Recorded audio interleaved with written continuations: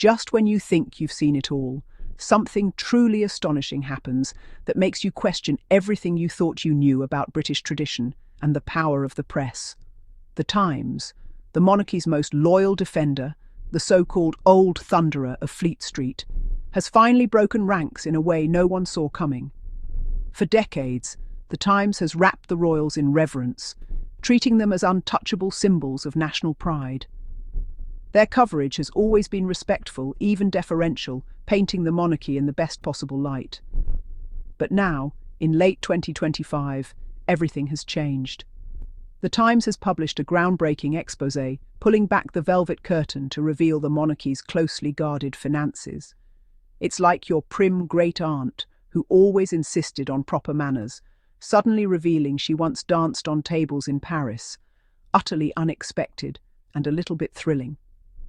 The Times, long considered the establishment's mouthpiece, has just told the nation that the emperor has no clothes, and even more shockingly, that he's been charging the bill to the public all along. This isn't just another headline or fleeting scandal. It's a seismic cultural shift. The story has sparked heated debates in homes, pubs, and on social media, as people question what else has been hidden in plain sight. The old pact of silence around royal spending, a tradition of looking the other way, has been shattered, perhaps forever. And the most remarkable part? This wasn't the work of a radical tabloid or a fringe publication, but of the very paper you'd expect to defend the crown at all costs. Behind the grand facade of Buckingham Palace, the panic among royal staff must be palpable. Centuries of carefully managed image control are suddenly at risk. The narrative of value for money, so often used to justify royal spending, has exploded in the public square, and for many, the sense of betrayal stings deeply. The Old Thunderer has finally roared for the people, breaking its silence and shaking the very foundations of British tradition. And this time, everyone's listening, wondering what will come next.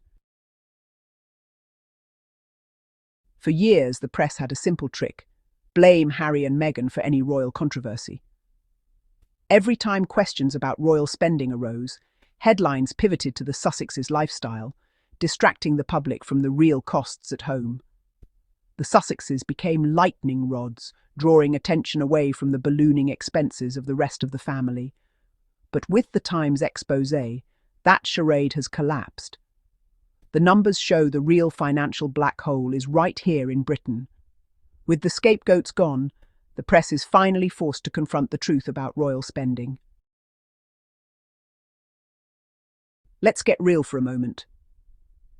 It's time to look past the pageantry and the headlines and really examine what's going on behind the royal facade. The myth that the royals are good value for money has been punctured, and more people are starting to see through the glossy PR. The numbers just don't add up anymore. The true cost of the monarchy is staggering. Security details, hidden council expenses, and the lost revenue from the duchies all add up to a bill that's astronomical. And that's before you even factor in the cost of maintaining palaces and funding lavish ceremonies. We're not just talking about a few fancy hats or ceremonial outfits. We're talking about hundreds of millions of pounds every single year, quietly siphoned from public funds. And let's be clear, the Crown estate isn't their private inheritance. It's not some family heirloom passed down through generations. It's state property, managed on behalf of the nation, and the profits should benefit everyone, not just a select few. Yet even as the number of working royals shrinks, the budget doesn't. In fact, the cost per royal is skyrocketing, with fewer people doing less, but costing more than ever before. It's like we're paying for a blockbuster movie, but all we get is a handful of ribbon cutters and photo ops. The spectacle is fading, but the price tag keeps growing. The justification for this vast expenditure is wearing thin. More and more people are questioning why we're footing the bill for a system that seems increasingly out of touch. The financial model behind the monarchy simply doesn't make sense anymore, and the public is finally waking up to the reality behind the royal brand. The old arguments just don't hold up anymore. The time for unquestioned support is over, and the conversation about the true cost of royalty is only just beginning. The timing of the Times revelation couldn't be sharper. As families struggle with a cost of living crisis, news of royal extravagance feels like a slap in the face. The disconnect between royal luxury and public hardship has never been clearer. Even staunchly royalist papers can't ignore the public mood. People want fairness and financial justice. The monarchy's credibility is eroding, not from scandal, but from the brutal arithmetic of its own cost. Money is no longer a grubby concern, it's survival. When people scrutinize their own budgets, they start scrutinizing the nation's too. The royals are now a glaring symbol of inequality, impossible to defend. The contrast between the Sussexes and the working royals is now almost comedic. Harry and Meghan, once criticised for seeking financial independence, are the only ones not costing the public a penny. Meanwhile, those who stayed are subsidised by hundreds of millions.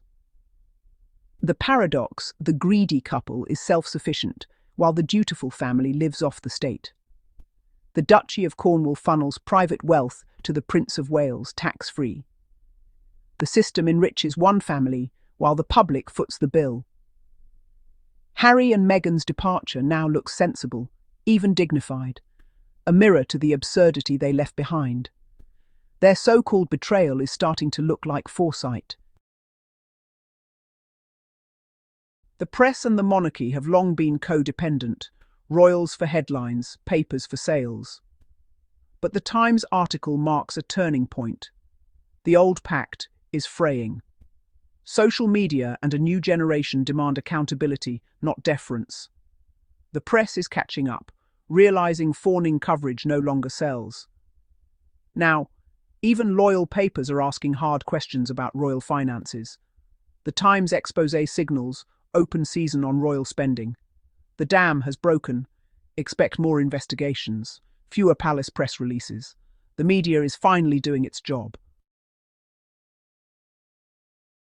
The absurdity of royal spending is in the details. Empty bedrooms, luxury cars, helicopters, endless banquets. It's like funding a neighbour's luxury lifestyle just because their ancestor owned your street. The public is finally asking, why are we paying for this? The hypocrisy is glaring. Royals preach conservation, then fly by helicopter, champion mental health while fostering toxic environments. The disconnect between their words and actions is a chasm. The soft power and tourism arguments crumble under scrutiny. Tourists come for history, not the family. Buckingham Palace would probably make more as a museum. The justification for the cost is collapsing. The cat's out of the bag, and it's a very expensive cat. For years, the royal family has been shrouded in mystery and glamour, their lives playing out like a storybook for the world to admire. But now, the illusion is fading, and the true cost of this fairy tale is coming to light. The Times has exposed the monarchy's true cost, and the old fairy tale is over. Headlines across the country are revealing numbers that can no longer be ignored, sparking conversations in every corner of the UK about what the monarchy really means for ordinary people. The public is connecting the dots between their own struggles and royal extravagance. As families tighten their belts and worry about rising bills, the contrast with royal luxury has never been starker. People are starting to ask, why should we pay for palaces when we can barely afford our own homes? The monarchy's greatest asset was public belief in the myth. That belief is vanishing. Once, crowds gathered in awe, but now skepticism fills the air. The magic is slipping away, replaced by hard questions and growing discontent. The media's old distractions have fizzled out. Sensational stories and glossy photos can no longer distract from the reality of royal spending. People are tuning out the noise and focusing on the facts. Now, the real questions are being asked. How can this spending be justified? In town halls, on social media, and in everyday conversations, the debate is growing louder. The public wants transparency, accountability, and answers. Why does one family get so much? The sight of the royals waving from their balconies now raises eyebrows instead of cheers. People are questioning the fairness of a system that gives so much to so few. The fairy tale is finished. The symbols of royalty, once cherished, are now reminders of a story that no longer fits the times. The nation is waking up from its royal dream. The truth is out, and the public is no longer willing to pay the bill. Across the country, taxpayers are demanding change, holding up their own bills as evidence that enough is enough. From now on, the story is about pounds and pence, and that's a drama everyone's watching. The fairy tale may be over, but a new chapter is beginning, one where every penny counts and the people are finally the main characters.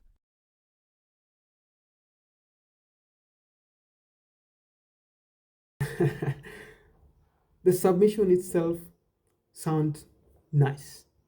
And to my amazing and peculiar Sussex family, thank you all for watching our videos and tuning in to Daily Diaries Fridays update.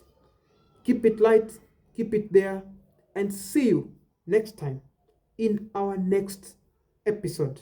Bye bye. May you have a good day and a good time. Keep shining. Bye bye.